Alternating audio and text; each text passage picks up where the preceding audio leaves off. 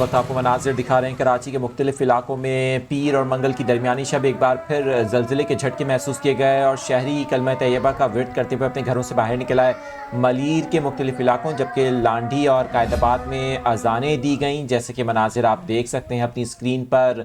शहर के मुख्तलिफ इलाकों में मुसलसल ज़लज़ले के झटके महसूस किए जा रहे हैं। गुज़िश्ता रोज़ से अब तक तकरीबन 13 से 14 मरतबा ज़लज़ला महसूस किया गया है। ये मनाज़िर आपको दिखा रहे हैं, एक बार फिर आपको सुनवाते हैं। ये मंज़र आप देख सकते हैं जो इस वक्त भैंस कॉलोनी का है, जहाँ पर आज़ानें दी जा रही हैं।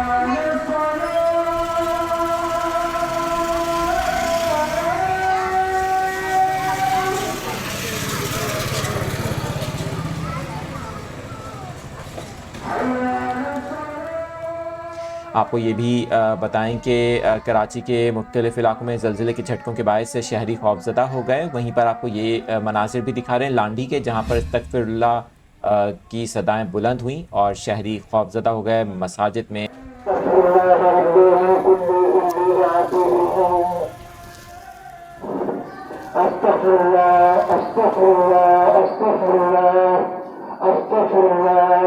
अस्तग़फिरुल्लाह